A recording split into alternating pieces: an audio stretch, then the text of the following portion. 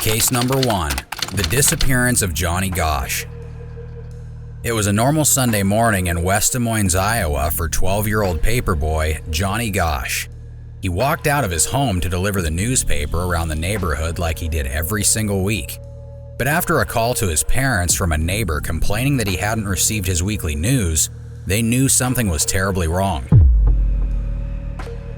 Johnny's red wagon was discovered along his route, abandoned, and still filled with the Sunday Register with no handler in sight. 40 years later, we are still stuck trying to answer the same question. Where is Johnny Gosch? John David Gosch was born on November 12, 1969 in West Des Moines, Iowa to mother Noreen and father John Gosch.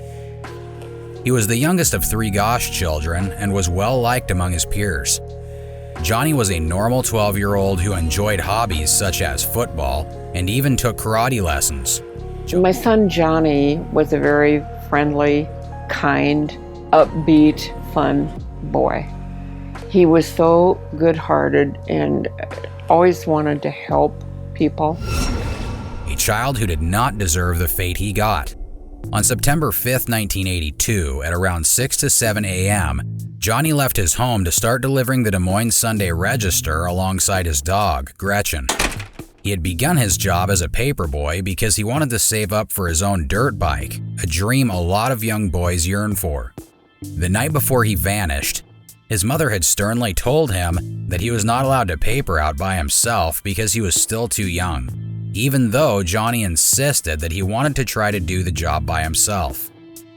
He was usually accompanied by his father, but Johnny had something to prove, so that morning, he did not wake him and instead went out alone, going against his mother's wishes, a decision that, in hindsight, changed his family's lives forever. That morning, Johnny was last seen wearing warm-up pants, a white sweatshirt that read Kim's Academy on the back, blue rubber flip-flops, and his yellow paper bag that he always went out with. Not long into Johnny's normal paper route, around 7:45 a.m., they began to receive phone calls from customers along the route, making a fuss over their newspaper not yet being delivered like usual. Concerned parent John Gosch went out and drove around the neighborhood to find his son. But all he found was Johnny's red wagon that he had taken out with him that morning, a few blocks away from their home, still full of newspapers. Johnny was nowhere to be seen. Knowing that something wasn't right, Noreen and John sprung into action and contacted the West Des Moines Police Department immediately. Still, Johnny was not classified as a missing person until 72 hours after the incident, having initially thought that he might have just run away. That theory was soon ruled out. The only other possible explanation was that Johnny had been kidnapped. Now the question was, who did it? Day one was shocked that this kind of atrocity could happen. It just doesn't seem like it could happen in your neighborhood 2 blocks from your house. During the early 1980s, there weren't many resources for parents with missing children. Many left their doors open and let their kids play outside without any supervision. There was no Amber Alert that could be sent out, no DNA database, and no deployment team to help find the Gosch son. All they could do was plaster Johnny's face on the side of milk cartons in hopes that fellow citizens possibly had some information regarding what happened. Johnny was among the very first children to be a milk carton kid. The Thanksgiving Day in this house will not be a negative tone we'll miss Johnny. There's an empty chair. And anytime the family circle cannot be together, it's bad, it's sad. But we are going to remain thankful because we have not had a dead body to contend with. Several other paper boys, as well as an attorney in the area that were also picking up their papers that morning, claimed that they witnessed the abduction of Johnny take place. Surely this would lead them to a suspect, or so they thought. The neighborhood boys said that they saw Johnny being approached by a man driving a blue Ford Fairmont. Allegedly, the man turned off the engine and opened up his passenger door. The boys were on the curb right next to the car when the stranger asked where 86th Street was with noticeably slurred words. Johnny then turned to one of the boys and said he was going to head back home because he was feeling scared. The boys told the police that Johnny left. So did the creepy, unknown man. But before he did, He flicked the dome light of his car 3 times and proceeded to drive off. One of the paper boys believes to have seen a tall man come out of the neighborhood and follow Johnny. Is this who could have kidnapped Johnny that morning? One can only assume and compile theories of what occurred next. But after hearing this, Noreen Gosh firmly believes that the man was signaling an accomplice close by to abduct Johnny, who was on his way back home. Even with the help of investigators, detectives, and state patrol, county sheriffs, and even friends and family in the search and investigation of Johnny's disappearance, the case hit a hard dead end very quickly. I think everybody wants to know what happened so it doesn't happen again. And we definitely want to know too. The case stayed cold until more than 20 years after Johnny Gosh had disappeared. In 2005, Johnny's mother, Noreen, received an envelope at her front door with 3 disturbing photos containing what appeared to be kidnapped young boys. One of those boys in the picture caught her attention. It appeared to be her son. This sprinkle of hope rapidly disintegrated as police quickly denied this and expressed in a press conference that a former Florida investigator believed the photos were from a previous case in the 1970s, before Johnny vanished. Regardless, Noreen continues to believe that the boy in the photo is in fact her son. What would it be like if he were brought into the room today? How's he going to have changed? Will he have a beard? Will he, he would be obviously old enough to shave now. All these changes that other kids gradually go through, we will be faced with on the spot. And it'll be a shock for both he and us if he is found alive. The police continue to doubt that Johnny is alive and believe that the case will be solved if and only when his remains are found. This particular case, it is still open and active at this time. The Johnny Gosh case, although far from solved, has changed missing child investigations. What goes through my mind at this point in time, 40 years at this, is what did I miss? What thing would there have been that might have changed the course of the investigation? The Johnny Gosh bill was passed in 1984 by Iowa and was adopted by several other states after. The bill requires law enforcement to immediately investigate missing child cases if foul play is suspected. The case also ignited a cultural impact. Many parents around the country became scared for the safety of their children, even in their so-called safe neighborhoods. Parents stopped letting their children go out on the streets alone without any supervision. Everybody, even that friendly neighbor, became a possible suspect. At the time of his disappearance, Johnny was 5 foot 7 inches, weighing 140 pounds with brown hair and blue eyes. As of 2022, he would have been 53 years old, possibly with children and even grandchildren. But we will never truly know what became of him. Case number 2, the disappearance of Jeanette Tate. Our next case takes place in Devon, located in the southwest of England. A 13-year-old schoolgirl by the name of Jeanette Tate had everything going for her. She was an exemplary student in school, a young poet, and had a natural curiosity to her. On August 19, 1978, while out delivering the local newspaper in place of a friend who was out of town, she vanished, never to be seen again. Despite having been with a couple of friends just minutes before her disappearance, over 40 years later, her case remains a mystery. Born on May 5, 1965 in Taunton, Somerset, England, Jeanette Louise Guinea Tate was the only child to Sheila and John Tate. Early on, her family resided in Devon, England, and soon after, her parents separated. Although Jeanette maintained good contact with her mother, she lived with her father, her stepmother Violet, who John remarried, and her stepsister Tanya. Guinea loved school, especially math, because she was naturally gifted at it. Her family has described her as an animal lover as well as a shy girl with a big desire to learn new things. But Guinea would never get to discover everything she wanted to about the world. It was a warm Saturday afternoon on that fateful day. Guinea did not usually carry out the paper route in Alisbury, Devonshire, but did so that day because the boy who usually would was away for the holidays. She was last seen wearing a white cotton t-shirt with her name sewn in it with red thread on the left shoulder, light brown trousers, and white Plimsoll shoes. At around 3:28 p.m., she came across a couple of friends along the route while walking, pushing her bike with her. By that time, Guinea had already delivered 14 newspapers and was 2/3 of the way, so she stopped for a bit and talked with her lady friends, Margaret Heavy and Tracy Pratt, as they headed up the hill. This would be the last time anybody saw her alive. When they reached the top, Guinea mounted her bike and headed down while her friends stayed behind to read a portion of the article she had handed them. The girls then continued down the same path they had just seen Guinea go through, and approximately 7 minutes later, Margaret and Tracy stumbled upon Jeanette's bicycle. It was in the middle of the road, abandoned, with the newspapers she had been carrying dispersed nearby. They began to call for her, but Guinea was nowhere in sight. Where could she have gone?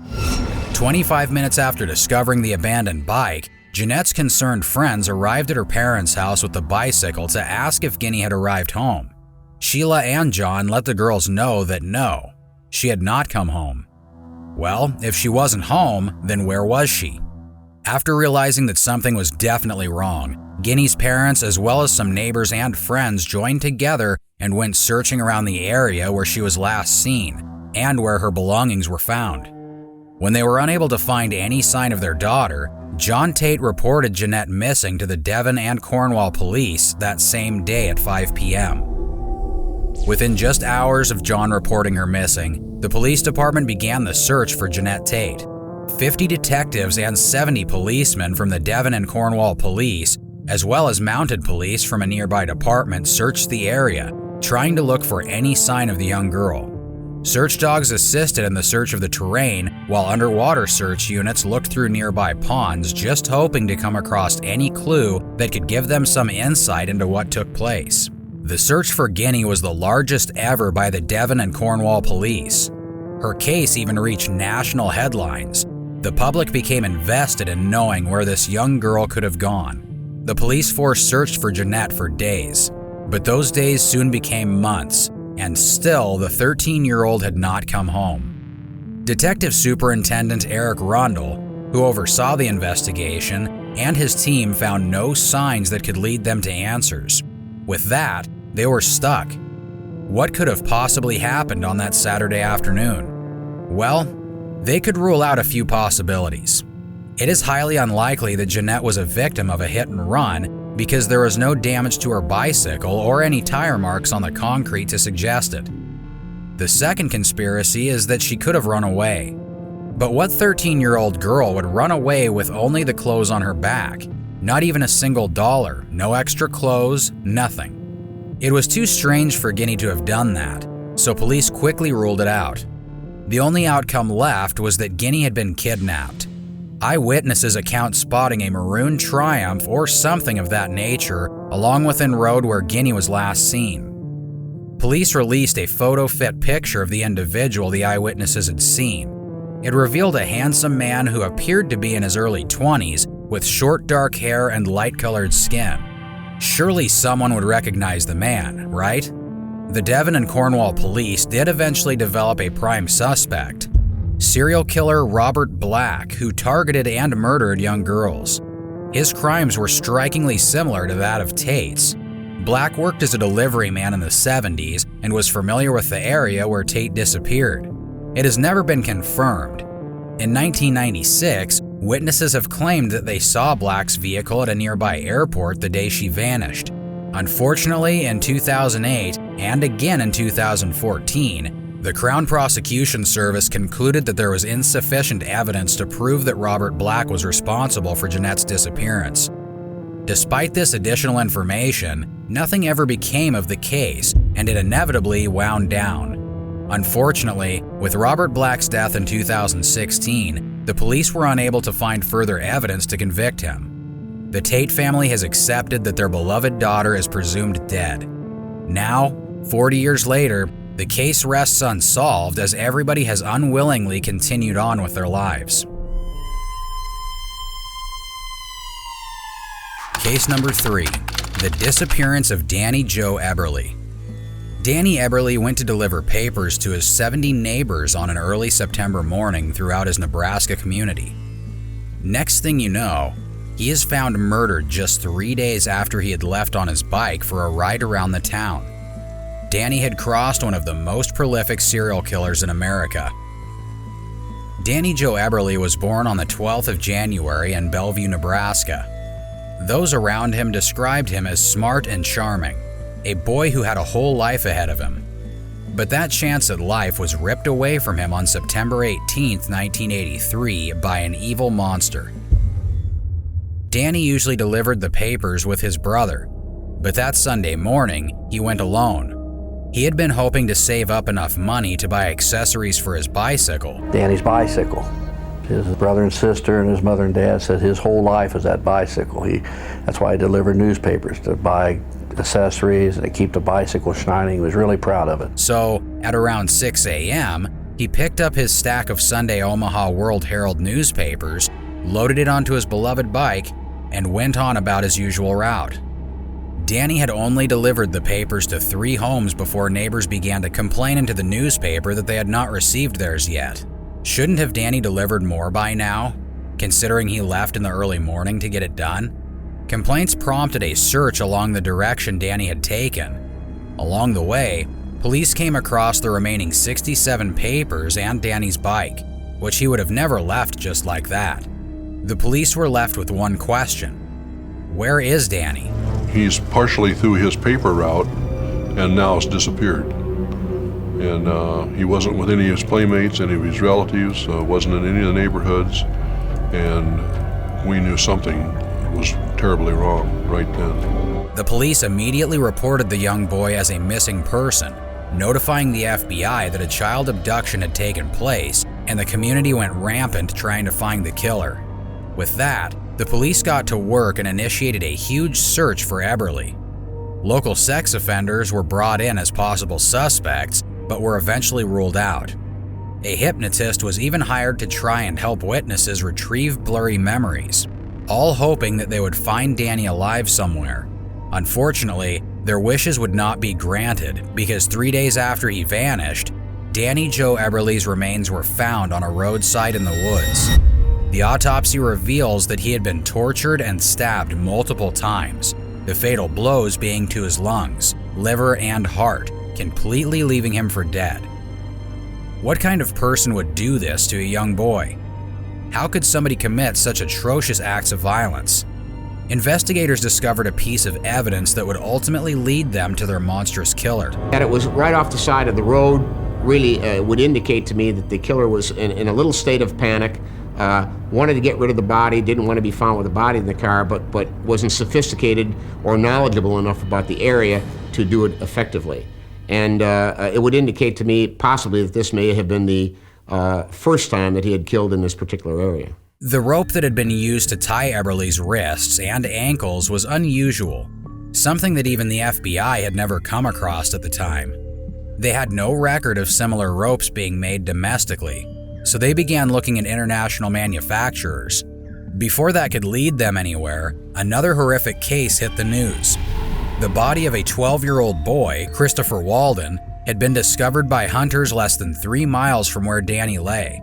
Not only that, but the autopsy revealed the same fate Danny had met just 2 months prior. More shocking, both boys had the same shape carved into their chests. There had been some sort of link between the two murders. At the time, John Joubert had no idea that the police were onto him. He was working at the Offutt Air Force Base, only 2 miles north of where Danny's body had been found. Karma would soon come running after him. On January 11, 1984, a woman noticed a suspicious young man loitering around a Bellevue preschool, to which he got mad at her and proceeded to threaten her. As he was leaving, the adult attendant memorized his license plate number and reported it to the police. Soon after, they connected the rental car to 20-year-old John Joubert. A quick search of his quarters back on base revealed all the evidence they would need to convict him. The rope they uncovered during the search was a match to the rope that Danny had been bound with. They also located a hunting knife in his car, and with that, John Joubert, also known as the Woodford Slasher, was arrested. Did you think about the death penalty when you came to Nebraska? No, I never did. I mean, when I first came to Nebraska, I never thought about committing any crimes. Once I did, I never thought about getting caught either. While in custody, with a little bit of pressure, the Air Force radar technician confessed to both the murders of Danny Eberly and Christopher Walden when detectives brought up the rope. And Joubert even warned them that he was thinking of striking again. We started questioning him, and he told us and provided us with facts concerning the killings and the abduction of both boys that would only be known to the individual that had committed the crimes. A danger to the whole community, he was held on a $10 million bond pending his trial. On July 3, 1984, Joubert pled guilty to 2 counts of murder and was sentenced to death by the electric chair in Nebraska after proving that he was in his right mind when he committed the crimes. No, I never thought about not getting caught. It just, for some reason, wasn't an issue. I wasn't able to think beyond acting out the obsession. I can't do anything except apologize. Oh, and I am sorry. And it shouldn't have happened. In July of 1996, John Joubert met his deserved destiny. Although the ending was still tragic for the Eberly family having lost their son, they got closure to their story. Something that many parents of lost kids never gain.